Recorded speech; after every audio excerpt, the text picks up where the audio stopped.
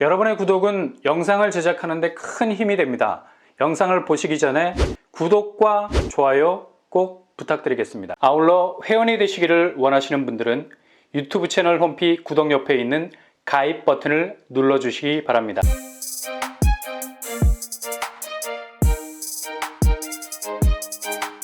안녕하세요. 빤빤한 복덕바입니다. 오늘 1월 25일 날짜로 정말 의외의 소식이 나왔습니다. 바로 계약률에 관한 소식인데요. 요즘 아파트 청약은 경쟁률만 보고 안심하는 단계는 이미 지난 지 오래죠. 아주 혹독한 뒷박이 있기 때문입니다. 경쟁률이 20대 1에 육박하는 정말 쾌조의 스타트를 보인 곳이 생각지도 못한 뒤통수를 맞았습니다. 정말 깜짝 놀랄 만한 결과를 할 수 있죠.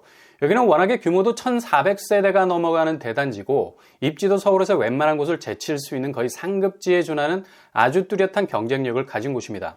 주변 대장단지들이 병풍처럼 호위하고 있어서 지금 같은 부동산 하락장에서는 워낙 주변 시세가 견고한 방어벽 역할을 해줄 수가 있죠. 굳이 본인 스스로 신축의 경쟁력을 드러낼 이유도 없는 곳입니다.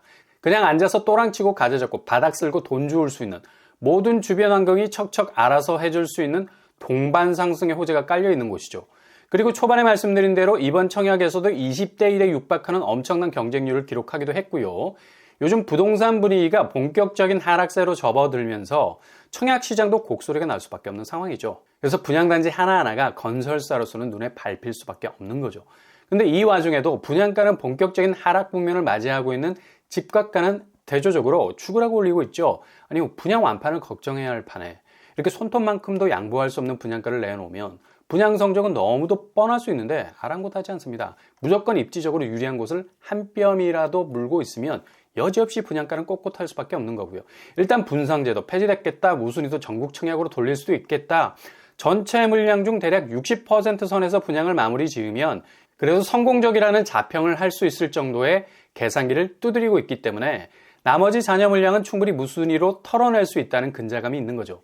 그래서 건설사에서는 무조건 분양가를 최대한 끌어올리려 하고 있습니다. 게다가 비교적 좋은 입지, 어느 정도 규모를 가진 곳은 아무리 청약시장이 얼어붙어 있어도 수요층 붙여서 완판으로 가는 징검다리를 하나둘 놓을 수 있기 때문입니다. 그러니 아무리 건설사, 유동성 위기니 아니면 부도설이라는 삭막한 얘기가 돌아도 끄떡이 없는 거죠. 이런 이유 때문에 분양가는 실수요자의 발행과는 달리 역행하고 있는 상황이고요. 그러나 이런 계산식을 여지없이 깨지게 한 것이 오늘 날짜로 무순위 청약으로 나왔습니다. 당초 청약 경쟁률이 19대 1, 당시만 해도 분양가가 높았는데도 이 정도 경쟁률이 나온 것에 대해서 화들짝 놀랐었죠. 바로 마포더 클래스입니다. 평당 분양가가 공개됐을 때 깜짝 놀랄 정도였죠. 평당 분양가 4,013만원 정도. 마포, 비강남권에서 정점을 찍은 가격대였는데요. 둔촌주공 평당 분양가 3,829만원을 훌쩍 뛰어넘는 분양가 내놨습니다. 이렇게 되면 5구제곱 10억 넘어가고 8사제곱 14억이 넘어가는 상당히 높은 분양가가 될 수밖에 없었죠. 그리고 여기는 일반 공급 물량이 전체 세대수 1,400세대에 비해서 아주 적은 편이었습니다.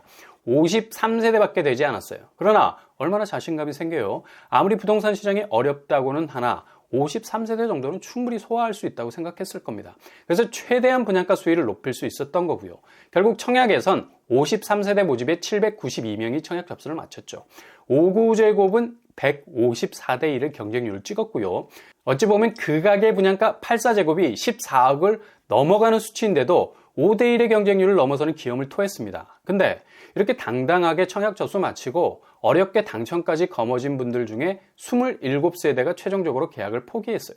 이거 굉장히 의외의 한방이죠. 이렇게 중간에 계약서를 찢어버리면 상당한 페널티도 있을 수 있는데 감수하고 계약을 전격 포기했습니다.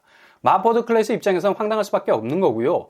53세대 모집에 27세대가 계약을 포기했으니 계약률은 49% 정도, 거의 절반이 계약서에 최종적으로 도장을 찍지 않았다는 겁니다.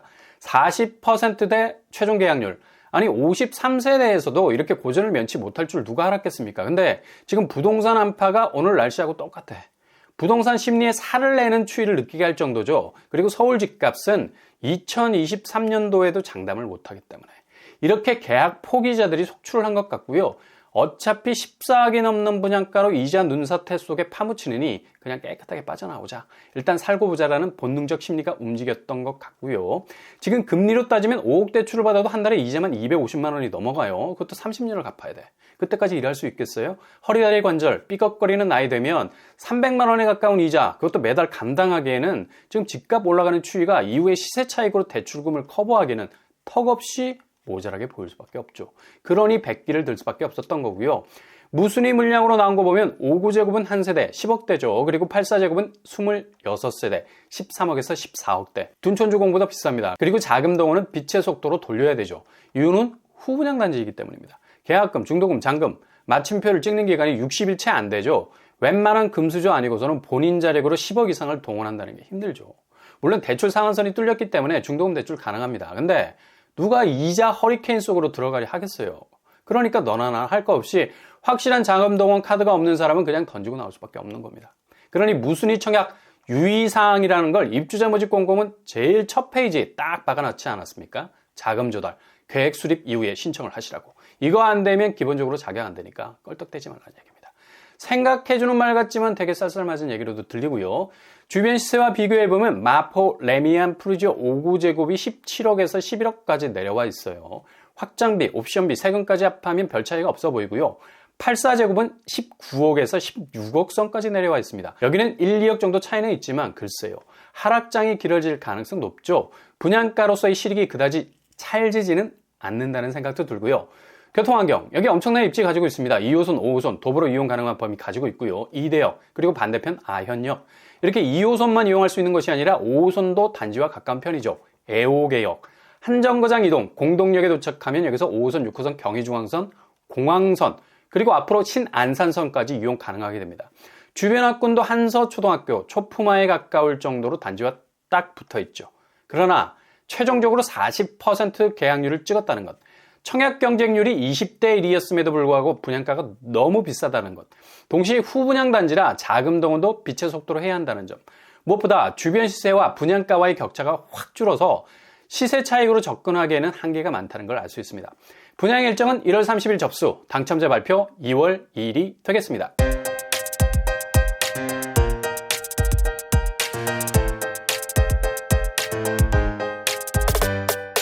오늘의 부동산 캐리커처, 서울 1400세대 대단지 청약 경쟁률도 19대 1을 찍은 곳이죠. 그러나 40% 최종 계약률이 나왔죠. 어찌 보면 충격입니다. 이렇게 청약 성적이 좋았는데도 불구하고 무순위로 직행하네요.